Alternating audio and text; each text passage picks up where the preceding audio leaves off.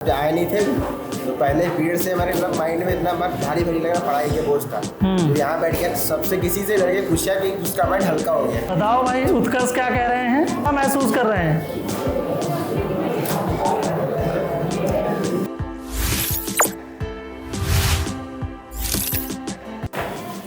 तो सबसे पहले मैं पूछना चाहूंगा, आप सब कैसे हैं? थोड़ा कम अच्छे लग रहे हैं। कैसे हैं? IQ सबने पढ़ा है? IQ जानते हैं क्या होता है? कि इसकी बुद्धि कितनी प्रखर है, कितनी तेज है। ऐसे ही एक चीज होती है EQ, इमोशनल कोशेंट। तो जिसका IQ तेज है और उसका EQ डाउन है तो वो लॉन्ग लाइफ में सरवाइव नहीं कर सकता है और ना ही एक सफल व्यक्तित्व बन सकता है। इसलिए IQ बढ़ाने के साथ साथ EQ पे फोकस करना बहुत जरूरी है। सभी लोग हाई स्कूल इंटर में हैं या सारे इंटर के हैं? सारे इंटर के हैं। तो अभी आपको कुछ समय बाद एग्जाम देने होंगे। तो एग्जाम में भी भावनाओं का बहुत महत्वपूर्ण योगदान है। और होता क्या है, जब हम कॉन्टेक्स्ट को लेके बात करें तो ज़्यादा अच्छा है। जब हम एग्जाम देने जाते हैं वहाँ भी हमारी भावनाएं बहुत हमको असर करती हैं ना। जैसे एग्जाम में परीक्षा के नाम से क्या लगता है? कितने लोगों को डर लगता है? हाथ उठाओ, बिंदास। हाँ, और अभी उठेंगे, देखो धीरे धीरे, मतलब होता है ना। हाँ उठाओ। देखो कुछ लोग सोच रहे हैं कि हम हाथ क्यों उठाएं। कोई बात नहीं, अगर अंदर भी आपको लग रहा है तो एग्जाम में जो डर लगता है ये स्वाभाविक है। और डर लगता है एक तनाव की वजह से, पास होंगे या फेल होंगे, यही होता है ना। लेकिन इसी तनाव को हमें करना चाहिए स्वीकार। क्या करना चाहिए? क्यों? क्योंकि दो ही तो नियम है, पहला है पास, दूसरा है। तो हमें इस तनाव को स्वीकार करते हुए हमें करनी चाहिए अपने ऊपर तैयारी, अपने ऊपर वर्क। जब हम अपने ऊपर वर्क करते हैं, अपने ऊपर तैयारी करते हैं तो हमें फेल और पास की चिंता नहीं होती है ना। लेकिन जब हम तैयारी नहीं करते हैं तो हमारा ब्रेन सोचता है कौन सा प्रश्न आएगा, कितना लिख पाऊंगा, कहीं सो के जग पाऊंगा या नहीं। एग्जाम पता नहीं कौन से स्कूल चला जाएगा, वहां CCTV लगे हों और बड़े इन्विजिलेटर जो होते हैं, जो क्या कहलाते हैं उनको, परीक्षक तो शायद जो मार्क्स देते हैं वो होते हैं, निरीक्षक होते हैं। सर ने बताया निरीक्षक। तो निरीक्षक बड़े स्ट्रिक्ट हो जाएं और कुछ भी लिखने ना दे, इधर उधर सर हिलाने ना दे।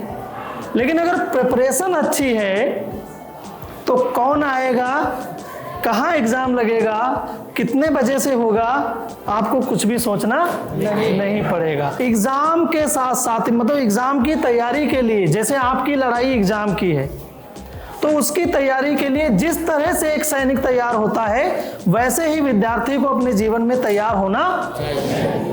और आप क्या करते हैं, या जो भी कॉमन विद्यार्थी हैं वो क्या करते हैं, एक काम तो बिल्कुल नहीं करते हैं, वो है अपनी फिजिकल एक्सरसाइज।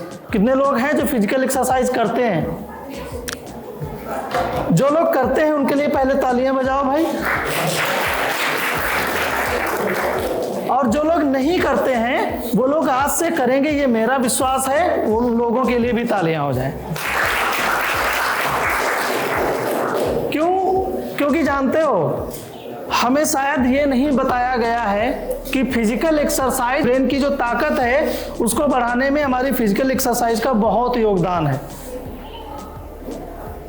अगर आप खेलने जाते हो ना, आपने देखा होगा जो खिलाड़ी होता है वो भले ही 10 मिनट पढ़े लेकिन वो 10 मिनट में बहुत ज्यादा कैप्चर कर लेता है। हमारा जो ध्यान केंद्रित करने की जो क्षमता है ना, वो दिन प्रतिदिन क्या होती जा रही है? कम होती जा रही है। हम और आप फोकस ही नहीं कर पाते किसी चीज पे पर्टिकुलर।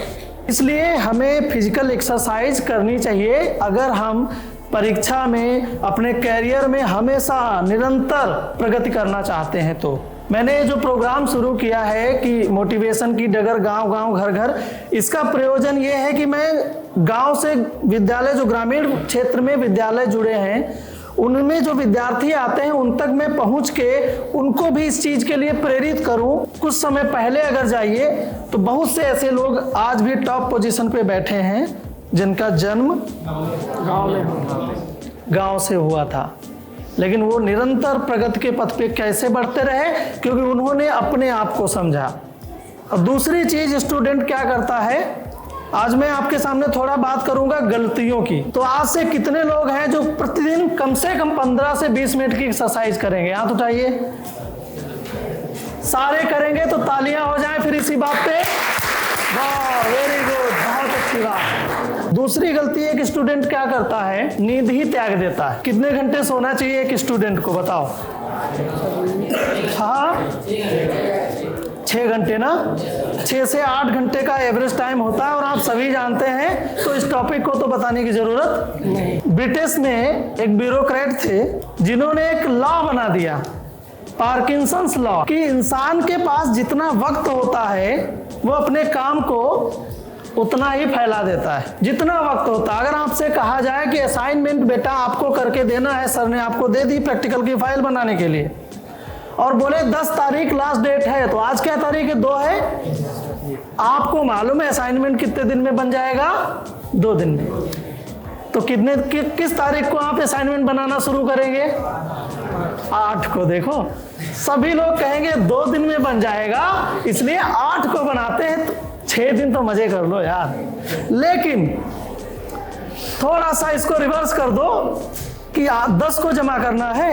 एक काम करते हैं, आज 2 है, 4 तारीख को खत्म करते हैं, बंद करके रख देंगे, फिर मजे करेंगे। तो वो जो लास्ट आवर का प्रेशर होता है ना आपके ऊपर, वो आपके ऊपर नहीं रहेगा। मैंने बोला, लड़कियों के बारे में बता दूं, नहीं बच्चे कहेंगे हमारे बारे में बता रहे हैं सब। मम्मी ने बोला कि बेटा चाय बना दे, 4 बजे मुझे चाय पीनी है। अब आप कोई सीरियल देख रहे थे शायद, मम्मी बार बार कह रही चाय बन गई, अरे मम्मी 5 मिनट बाकी है, रुक जाओ अभी। और वो 4 बजे चाय कभी बनती नहीं है। मम्मी बेचारी थक हार के, आपको पता चलेगा कि सीरियल खत्म हुआ 4 बजे, मैं बना दूंगी। अब आप किचन में पहुंचे तो मम्मी पहले ही 2 कप तैयार लेके बैठी कि मेरी बेटी भी पी ले। एक छोटी सी एक्सरसाइज करा दूं, पढ़ाई के लिए समय कितना किसके पास है? सोने में कितना वक्त लगता है आपको?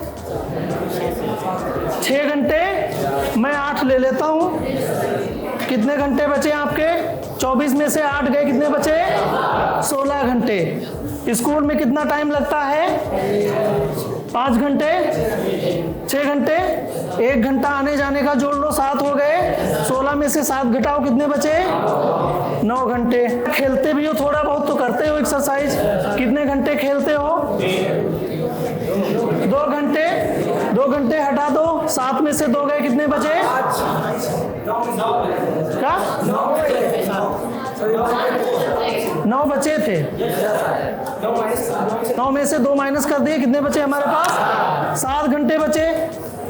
1-2 घंटा आप और निकाल दो इधर उधर एक्टिविटीज में, घर की काम हो गए, बाकी सब चीजें हो गई। अब कितने बचे? आज तक बताओ 5 घंटे कोई लगातार ये सारा करने के बाद 5 घंटे उसके खुद के हैं, उसमें ना मम्मी डिस्टर्ब कर सकती है, ना पापा डिस्टर्ब कर सकते हैं, ना कोई बुआ फूफा, कोई नहीं आपको टच कर सकता।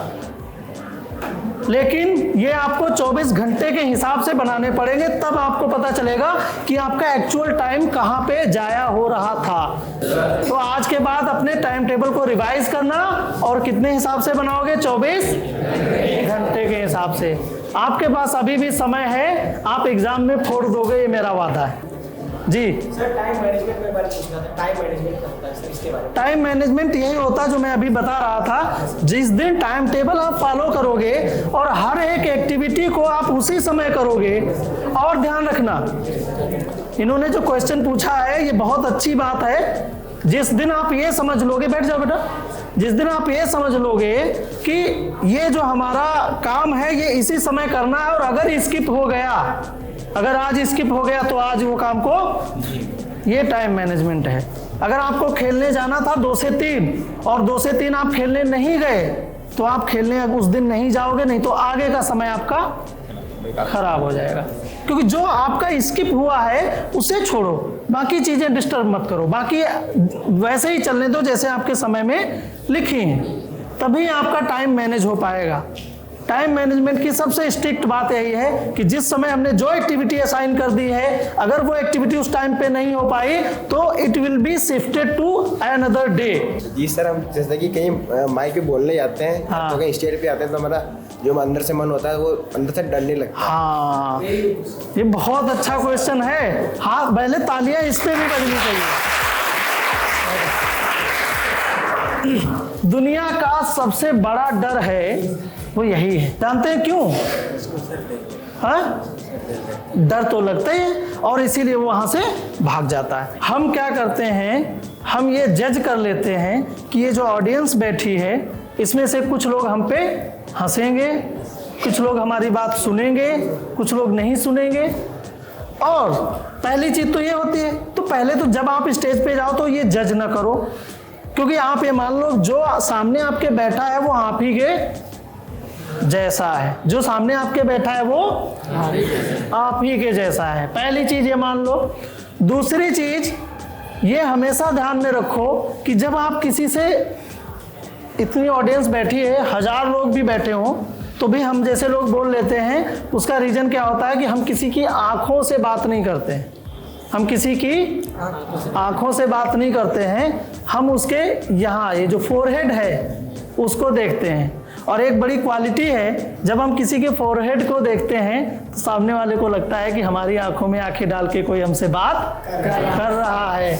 और ये क्वालिटी आप अपने लाइफ में अगर उतार लिए तो कभी कोई आप पे शक नहीं करेगा और कोई आपसे नहीं कहेगा कि मुझे घूर रहा था।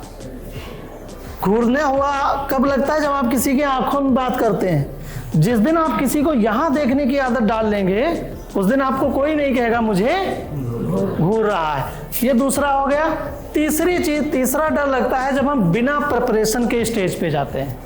जब हम बिना प्रिपरेशन के स्टेज पे जाते हैं, अगर आपको जोक सुनाना है तो बैक टू बैक जोक इतने आने चाहिए कि अगर पब्लिक बोले वंस मोर तो आप क्या कहोगे? यस, एक और सुनाता हूं। तो मैं आपको एक शेर सुना देता हूं अपनी, सुनना चाहेंगे? मेरी ही लिखी हुई है। वो शेर है, जज करने वाली बात पे शेर सुना रहा हूं। जो अफवाहों में ही मुझे गलत मान बैठे, जो अफवाहों में ही मुझे गलत मान बैठे, उनसे क्या घबराना। अरे वो मुझे क्या पहचानेंगे जो खुद को पहचानने की औकात भी नहीं रखते।